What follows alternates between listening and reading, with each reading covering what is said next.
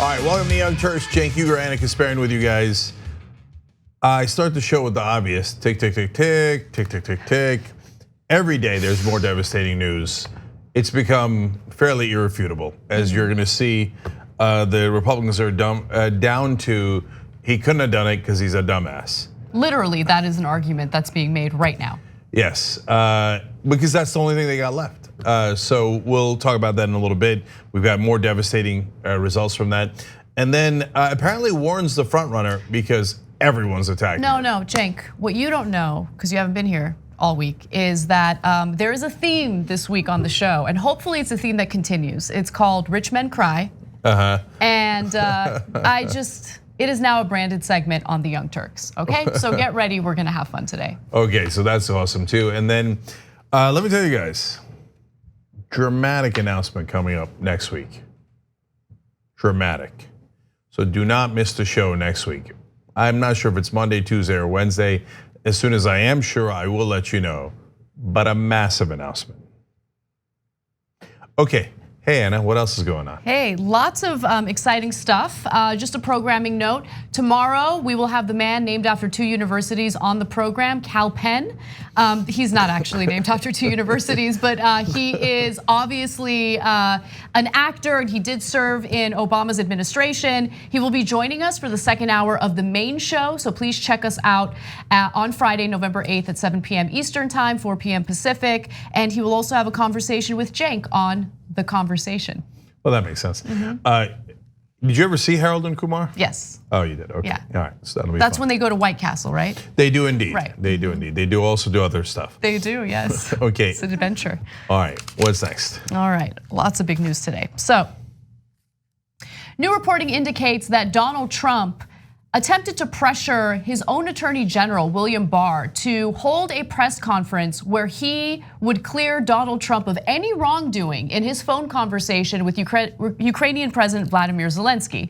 Now, at this point, it's abundantly clear that that phone conversation with Zelensky was an issue. That was the phone call that led to an official whistleblower complaint.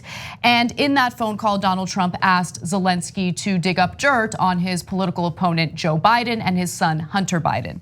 So here's what we know so far about this new story.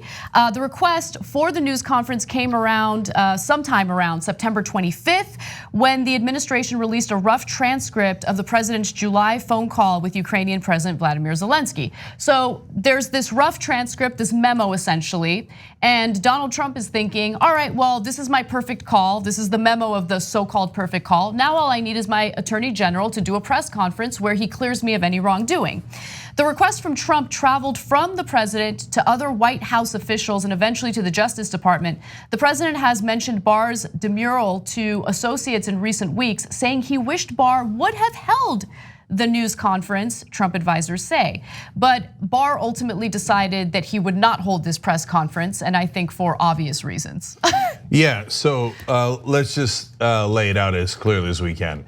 So when Trump says, hey, do the press conference telling everybody I'm not guilty, and Barr says no, that is dramatic, because here's Barr, who was picked to be Donald Trump's yes man, to say that he never commits any crimes, he has ultimate executive authority, and he believes that ideologically, and it has shown every kind of obedience to Donald Trump.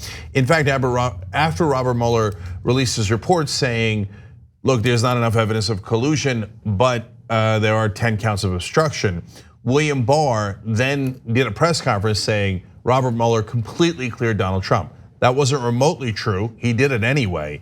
So this is a guy, the context is super important. This is a guy who was specifically picked to back Donald Trump under any and all circumstances, and has done so in the past. If he's not doing a news conference as Trump has directed him to do, clearing Donald Trump, that means he thinks I might go to prison if I stick my neck out and defend Trump on something that is indefensible. Exactly, and William Barr didn't personally release a statement clearing Donald Trump or trying to defend Donald Trump. There was a generic statement from the Justice Department. As the rough transcript was released, a Justice Department spokeswoman said officials had evaluated it and the whistleblower complaint to see whether campaign finance laws had been broken, determined that none had been, and decided no further action was warranted. So this seems to be a little bit of a half measure from the Justice Department, but it wasn't what Donald Trump wanted. Donald Trump wanted this big public spectacle. He wanted William Barr to go out there, do a press conference, and clear him of any wrongdoing. Now, though the rough transcript shows Trump offering Zelensky the services of his attorney general to aid investigations of Biden and his son, a Barr spokeswoman said that Barr and Trump had never discussed that. So remember, Barr is mentioned in that transcript, like work with Barr, work with Barr. And now you have, not now, but like when this story first broke, the Justice Department had released a statement saying, oh, no, but Barr knows nothing about this. In fact, Carrie Kupek, who is a DOJ spokeswoman, says the president has not spoken with the attorney general about having Ukraine investigate anything relating to former Vice President Biden or his son. The president has not asked the attorney general to contact Ukraine on this or any other matter. The attorney general has not communicated with Ukraine on this or any other subject. In other words, it wasn't us. It wasn't us. It's definitely not Barr. Barr had nothing to do with this, okay? Now, guys, think about it this way. If William Barr or any other part of the administration was involved in the al-Baghdadi raid, do you think they'd be in the witness protection program? Or do you think they'd be in front of cameras going, oh yeah, I was there, man. Man, look, I don't know that they could have done the raid without me, right? They'd be, if it was something positive, in other words, they'd jump all over it. And as Barr has shown in the past, even if it's something really deeply negative, he thinks if he's got just a tiny little leg to stand on, he'll jump out there in front of all the cameras and go, Trump is innocent, Trump is innocent, right? In this case, they put out that little memo saying, well, I mean, on the campaign finance reform issue, we don't think he violated any laws. Now, Barr didn't sign it, so he has plausible deniability, right? And then you ask him, did you guys do a real investigation? They're like, no, we looked at the rough transcript and thought that was good enough. Well, wouldn't you want the whole transcript if you were doing a real investigation? You could just ask the White House, your Department of Justice. Oh, you didn't ask for it. You didn't ask to talk to anyone else on the call. Obviously not a real investigation. It was a half measure so that Donald Trump didn't blow his top. Right. But Barr's like, this is nuclear and I don't want to touch it. That's how bad this is. And now finally, the coup de grace. So you just heard Anna read the statement about from the DOJ saying Barr ain't got nothing to do with Ukraine. I never talked to Ukraine. I never talked to the president about Ukraine. No, right? No. So then Trump says, Bill Barr did not decline my request to talk about Ukraine. Love it. Love it. Elbow from the sky. So now, you see, he's such a dumbass. Then you're gonna get asked, and your attorney general is gonna get asked, but he says he didn't talk to you. You're saying that you did talk to him and tell him to go make that request of Ukraine and that he did not deny that request. So you're disagreeing with your own attorney general in 3 different ways in that one simple statement. So don't you see how that's gonna create a political mess for you? Because now we're gonna go back to the attorney general and ask, hey, the president says you guys did talk and that you were part of pressuring Ukraine. No, I love it. I love that it's gonna create a political mess for both parties. I love the fact that Donald Trump not only incriminates himself, he incriminates the people around him. And remember, William Barr, his whole ideology about the executive branch and the president specifically is, in my opinion, unconstitutional. He believes the executive branch has almost unlimited power, right? And so he went to do a press conference to defend Donald Trump in regard to the Mueller report. And what he said about the Mueller report was so problematic and so false that it led to Mueller writing him a letter to say, yo, homeboy, you're totally mischaracterizing what I said in my report. This is ridiculous. Not in so many words, but you get what I mean. Really? Yeah. Mueller didn't say, yo, homeboy. No, didn't say that, didn't say that. But that's what was implied. And in this case, again, as Cenk said, and you're absolutely right, this is so nuclear that William Barr is like, I'm gonna go over there. Look, Giuliani it might at some point be arrested. And Giuliani's putting out tweets talking about how, oh, it wasn't the US government that I was working for, it was Donald Trump personally. Oh no, why are you admitting that in a tweet? This is Dumb and Dumber, right? So what that means is when we asked for a quid pro quo, it was not on behalf of America, it was on behalf of Donald Trump. Well, that's the biggest violation of your oath that you could possibly have as president, where you say, I don't care about the American people, I don't care about their national security, I'm gonna hold up this aid that would help American national security for a personal favor against my political opponent. Giuliani, his own lawyer, basically just admitted guilt in that tweet. They're so dumb. All attorneys responding are like, what are you doing? Go get counsel. Giuliani should have a lawyer telling him not to tweet. You just admitted a crime. So let me actually elaborate a little more on that. Giuliani actually had a difficult time finding lawyers who were willing to represent him. Who could blame them? Now he finally did find some counsel, and he's ecstatic about that. But I also want to note, Giuliani was regularly going on cable television, giving all sorts of crazy interviews that made him and Donald Trump look incredibly bad in this case. And I've noticed that lately he's been staying away from television. Well, if he got an attorney, his first job as Giuliani's attorney would be to lock him in a basement. Definitely. And take his phone away and make sure no cameras are allowed in. And then finally, Bolton now is apparently going to testify. Delicious. Now remember, Bolton is pissed because Trump basically fired him. Bolton is a neocon. He's a terrible person. Right winger. No, meaning like he ain't no soft Democrat, right? If he wants to kneecap Trump, he'll kneecap Trump and he won't hesitate, right? And then third of all, he's the guy who stopped Sondland and Volker and all those guys when they were talking to Ukrainians and saying, hey, you got to investigate the president's political opponent. And even Bolton was like, no, meeting over. And then pulled him aside saying, what are you doing? No, we can't do that on behalf of the president. So we already know because of the other testimony that Bolton was definitely opposed to this illegal act. So in the only like positive maneuver of his life, right? Right. If he goes to go testify about that, look guys, I mean, tick, tick, tick, tick, tick, tick, tick, tick. There's no way out here. He definitely did it.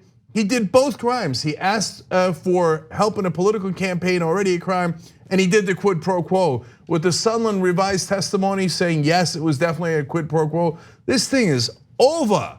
So the only way that he could escape now is the Democrats somehow in an epic bungle. So that's the only reason why it's not really over, because that's always possible.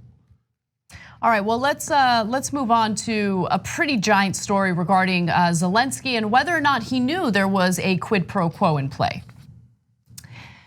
Republican defenders of Donald Trump keep arguing that there's no way there was quid pro quo because in order for a quid pro quo to occur, Vladimir Zelensky needed to know and understand that Donald Trump's intentions were to dig up political dirt on his political rival in order to release military funding that Ukraine desperately needed. Now we have an abundance of evidence indicating that the Ukrainian government absolutely did know there was a quid pro quo in play. So this is new reporting by the New York Times. In a flurry of WhatsApp messages and meetings in Ukraine's capital, Kiev, over several days, senior aides debated the point. Avoiding partisan politics in the United States had always been the first rule of Ukrainian foreign policy, but the military aid was vital to the war against Russian-backed separatist forces in eastern Ukraine, a conflict that has cost 13,000 lives since it began in 2014. So internally in Ukraine, government officials were debating what they needed to do to move forward. What was the best choice? Because on one hand, they understood that it would be disastrous to get involved in domestic politics in the United States, but they also understood that if they didn't play ball with Trump and they didn't get that $400 million in military aid, the country's future was in jeopardy because of aggression by the Russian government. So Zelensky's staff actually ultimately decided that they had no choice but to comply with Donald Trump's demands. Aides were arguing in favor of bowing to what was demanded, they were willing to do so despite the risk of losing partisan support in the United States by appearing to assist Trump's re-election bid. The cost was high, and that's a statement by Petro Burkovsky, who actually is very close to the Ukrainian government and has some insight into the dealings that were happening. A tug of war ensued between a senior aide to Zelensky, Andrei Yermak, and another of Trump's envoys to Ukraine, Kurt Volker, over the wording of the proposed public statement. Volker went so far as to draft a statement for Zelensky that mentioned both investigations. And the two investigations, of course, were one, the investigation into the Bidens, and two, the investigation into Ukrainian meddling into the US elections. That's a conspiracy theory that Donald Trump has really latched onto. Drums. Yes, indeed. Look, guys, this was, again, one of the last threads that they had, the Republicans. Well, look, Zelensky said once in public that there was no pressure, so Trump must be innocent. Well, now internal reporting shows that Zelensky absolutely was pressured, knew he was being pressured, was about to go on CNN and say, yes, we will investigate the Bidens until Congress got mad. We'll get to that in a second, right? And in fact, our own diplomats wrote out a statement for him saying, here it is, you must say that Donald Trump's political opponent is being investigated by your government. There is absolutely no question in the real world. I mean, cable news can have a conversation about real world versus bizarro world. But on this planet, there's absolutely no question that they pressured and that there was a quid pro quo and the Ukrainians knew it. So Kurt Volker, who is a US official, is writing this statement for Zelensky, right? And Yermak, who is the aide for Zelensky, starts to push back and he's like, okay, look, we really need to consider the ramifications in the future. And so Yermak pushed back, suggesting language that mentioned investigations, but in general terms, so as not to antagonize the Democrats. So look, they're thinking ahead in the future. What if the Democrats are in charge in the future and we're antagonizing them through this statement that Volker has prepared for us? We really need to be cautious moving forward.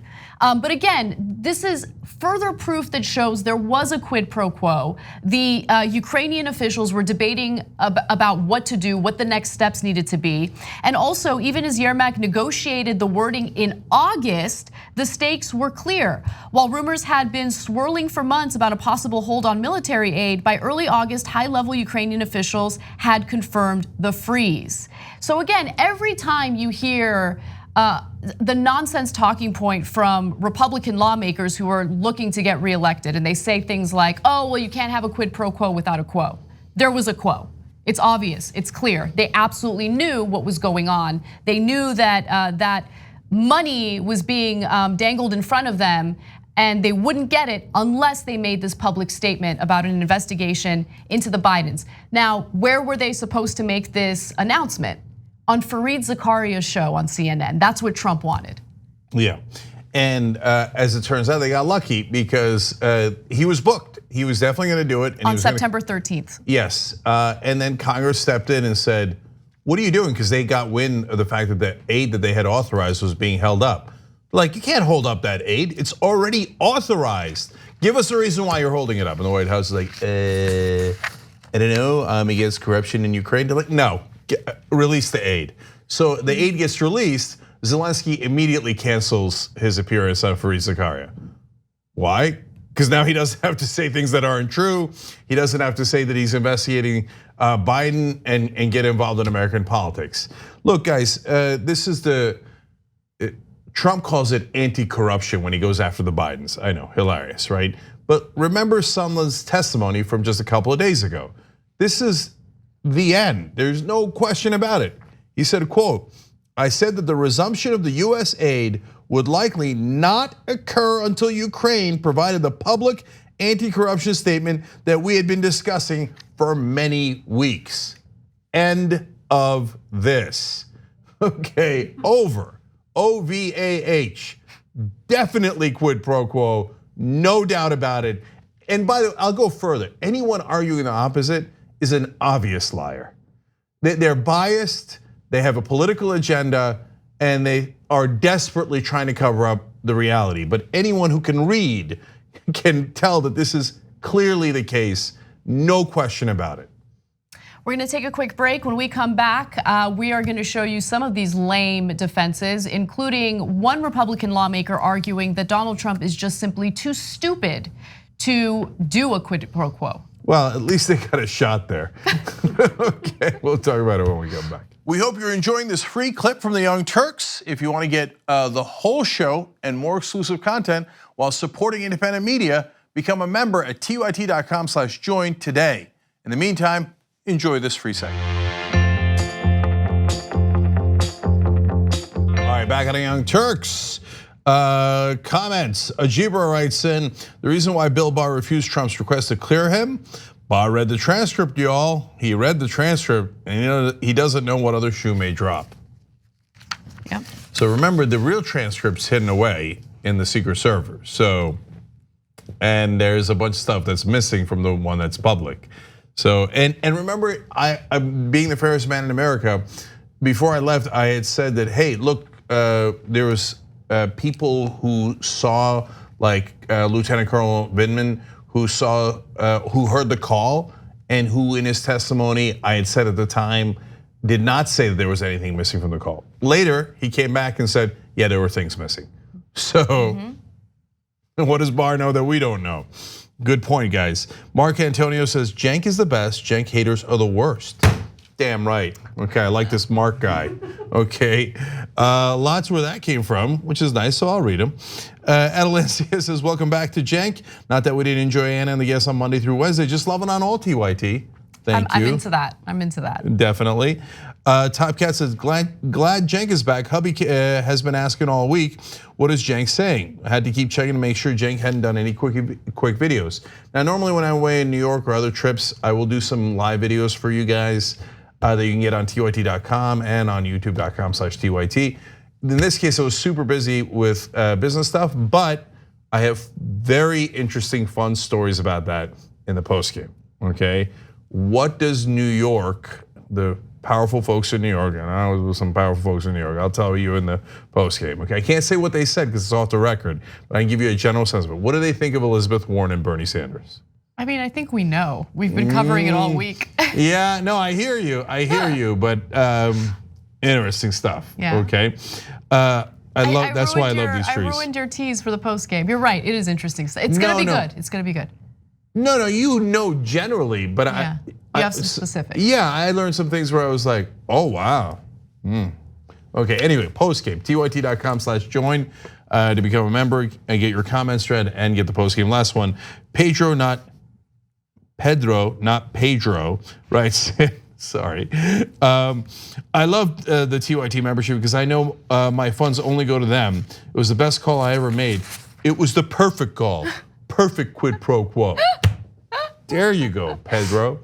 Okay, so thank you guys. Again, tyt.com/join. You can also make some good calls when it comes to how you make your own money grow and work for you. So we've partnered up with Doe. It is this company that helps to direct you in the right direction if you're looking to invest your money. Now, investing money is incredibly complicated and scary for a lot of people, but it doesn't have to be. Doe will help you by asking you questions about your passions and your interests, and then they'll give you suggestions in terms of where you can invest your money. So if you're interested, go to doe.com/TYT and download that app today. It's super helpful. All right, let's move on to more impeachment related news. Republican lawmakers like Lindsey Graham are scrambling for any defense they can come up with in the impeachment investigation. Now, as we all know, there's more and more evidence every day that shows that Donald Trump was in fact withholding military aid and a meeting in the White House from Ukraine on the condition of an announcement of an investigation into Joe Biden and Hunter Biden. Now, Lindsey Graham doesn't know what to do with all this evidence, doesn't know how to defend Donald Trump, so he's scraping the bottom of the barrel. And here's an example of him putting out an insane conspiracy theory about EU Ambassador Gordon Sondland. Bill Taylor, what does he base his belief that there's a quid pro quo on? What is the factual basis? A conversation with Sunderland. Now, here's a question. Why did Sunderland change his testimony? Was there a connection between Sunderland and Democratic operatives on the committee? Did he talk to Schiff? Did he talk to Schiff staffers? I've been a lawyer for a very long time. When somebody changes their testimony, they suddenly recall something they didn't know before. It makes me incredibly suspicious. So he's referring to EU Ambassador Gordon Sondland in that video clip. Sunderland is not an individual who exists at all. I don't know where that came from. But what he's referring to is the fact that Gordon Sondland did revise his testimony because he had said that he did not recall a quid pro quo. But there were so many other Trump administration officials who had testified that not only was there quid pro quo, but that Gordon Sondland was involved in communicating that quid pro quo. So that's perjury, the fact that he wasn't upfront and honest during his testimony, and so he had to revise his testimonies. And he said, "quote I said the resumption of the U.S. aid would likely not occur until Ukraine provided the public anti-corruption statement that we had been discussing for many weeks." That was his revised testimony. So now you have Lindsey Graham putting out all sorts of ridiculous conspiracy theories. I've heard statements about how he's a never Trumper. This guy donated $1 million to Donald Trump's inauguration. He was not a never Trumper. No, I mean, we have these conversations with people who are on a different planet. So I don't know how to argue with them. They're like, Sondland gave $1 million to Donald Trump's inauguration. They're like, yeah, never Trumper. Okay, I mean, what do you do with that, right? I think Trump is a human being. They're like, no, he's an interplanetary dog who is going to save the entire planet. His code name is Lassie. Okay, I don't know how to respond to that. I don't. The Sondland's obviously he gave $1 million to Trump so he could then come in and then do quid pro quo and break the law with Trump and help him do that. But once discovered, said, "Ha ha, it's a Democrat all along." What? They will turn on you in a heartbeat. Like it's incredible. I mean, Sondland donated $1 million. That was $1 million of his own money. Can you imagine donating $1 million just so you can get caught up in a crime like this? Well, I love that part. Look, the reality is he's a Trump lackey, and this is part of the swamp. This is the corruption. So he has no diplomatic experience at all. And Trump's like, "Oh, you gave me $1 million for my inauguration," which, by the way, a lot of that money was funneled to interesting sources that folks who worked with Melania Trump. That's a separate story, right? So everybody gets rich off of guys like Sondland. So Trump's like, "Oh, what do you need? Oh, you want to be ambassador? Great. And by the way, since you're my boy and you gave me $1 million and I can trust you, here, break the law with me." And Sondland's like, "Yeah, sure, I'll break the law." Oops, we got caught. And then they're like, "I knew it, never Trumper, interplanetary dog, whatever." How do you have a conversation with people who don't care about facts? Right, and Sondland really had no choice but to revise his testimony. I mean, you had Bill Taylor, that is the US ambassador, confirming that there was quid pro quo. You had Lieutenant Colonel Vindman, who also said that there was quid pro quo and it implicated Gordon Sondland. You had Marie Yovanovitch, who had some damning testimony as well. So he was in trouble, and he realized, oh, I better be upfront and honest now, or else the consequences could get much worse. Now, Graham has one other line of defense for Donald Trump, and this is my personal favorite because he could actually have a case here. Take a look. What I can tell you about the Trump policy toward the Ukraine, it was incoherent. It depends on who you talk to. They seem to be incapable of forming a quid pro quo. So no, I find the whole process to be a sham, and I'm not going to legitimize it. In other words, Donald Trump is too stupid to do a quid pro quo. That is his defense. So Donald Trump almost accidentally proves him right. Because if you remember, a couple of days ago, Donald Trump said, "If I wanted to do a quid pro quo, I'm definitely smart enough to do it." What are you doing? What are you doing? God, oh my God, you're so dumb. Okay, and the Washington Post broke the story today about how, in fact, William Barr did not want to do a press conference for Donald Trump, saying that he was innocent. So it's interesting that he didn't want to do that. So And Barr said, hey, listen, man, Trump never asked me to do that press conference. I didn't even talk to Trump about Ukraine. Trump jumps out and goes, I did tell Barr to talk to Ukraine, and he wouldn't deny me saying go talk to Ukraine. Why did you just admit that? It's amazing. So that's why that's even his top ally in the Senate now, Lindsey Graham, is like, well, you got to remember the president's a moron. Even if he wanted to do quid pro quo, he doesn't know how to do it. Dumb as a brick, and totally incompetent. It is also interesting how, first off, Lindsey Graham has said that he refuses to read any of the transcripts that are now being made public by congressional committees. These are the transcripts that have testimony by current and former Trump White House officials. He doesn't want to read it, okay? And then he keeps referring to Gordon Sondland as Sunderland. And then he turns around and says other people are stupid. Which I think is interesting. I wonder if people hanging out with Trump get stupid by osmosis. Because Rudy Giuliani clearly lost his mind, right? Now it's beginning to seep into Lindsey Graham. You notice that little Band-Aid there? Yeah, did they like inject something into his head? They're like, no, Lindsey, it's okay. Oh, yeah, no, you're right. Oh, best defense is that Trump is too stupid. Right? Anyway, seriously, Trump's not gonna like this. I bet you that. I love it, yes. Yeah, I bet you he reiterates that he is smart enough to be a criminal. And so then Lindsey Graham's gonna have to come up with a new excuse.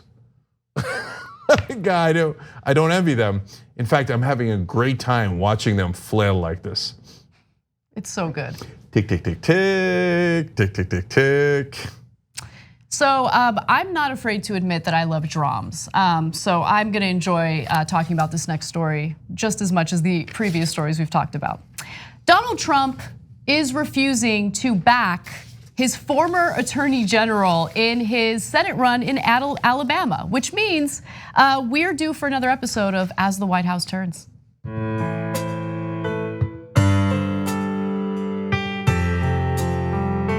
Made some very big mistakes. I asked for his resignation. I'm disappointed in the attorney general.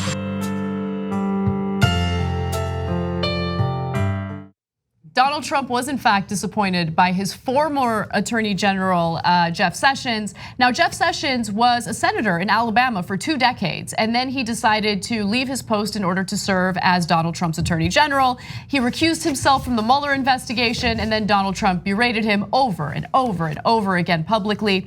Now he wants to run for the seat that he left behind, and that is the seat that's currently being filled by Democrat Doug Jones.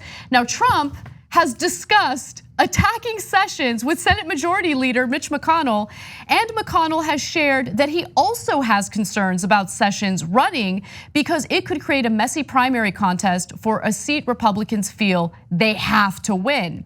In fact, a GOP donor by the name of Dan Eberhardt says, this is a nightmare for DC Republicans that just want to defeat Doug Jones. This is going to tie Trump and McConnell in knots, which is why I love this story so much. Now, this is really the ultimate test to see how much sway and how much influence someone like Donald Trump has in a state like Alabama. As we know, voters in Alabama do like Trump, they favor Trump. However, they also really supported and enjoyed the leadership of Jeff Sessions when he was a senator. And so now the question is, are they going to go with someone they know, Jeff Sessions, who served them for 2 decades? Or is their love and affection and zealous admiration for Donald Trump going to trump their admiration for Jeff Sessions? I guess we'll see. Right, so now there's a bunch of great drama and quotes here that I love. So Richard Shelby is the other senator from Alabama, he's a Republican. He talked to Trump a couple months ago about the possibility of Sessions running. And he said, quote, he was not exactly on board. How's that for a great understatement? So fear not if you're a Trump supporter in Alabama. There is one person running who is a total kiss ass. And he'll do anything that Trump asks and he'll lick any boot that Trump has.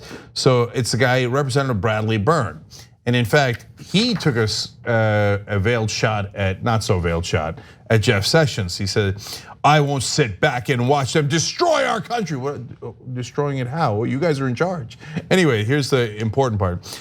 Alabama deserves a senator who will stand with the president and won't run away and hide from the fight.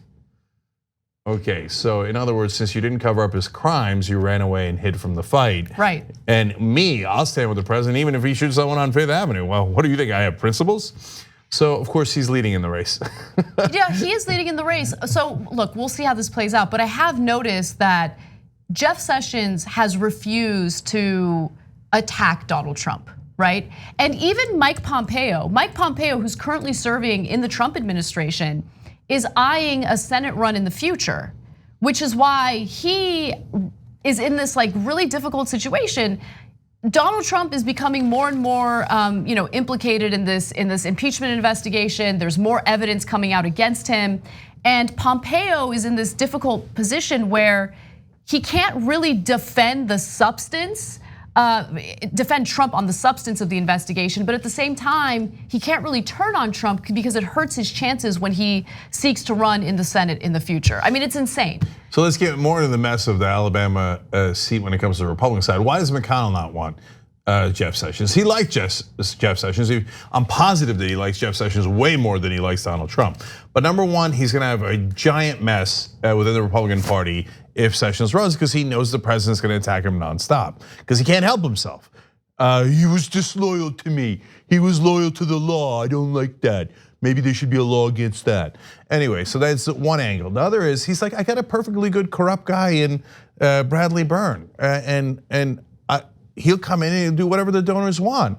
So just stop like messing this election up, because there's a lot of people in. There's Tommy Tuberville, who used to be the coach of Auburn, and he's ranking number 2 right now, but Roy Moore's still in there.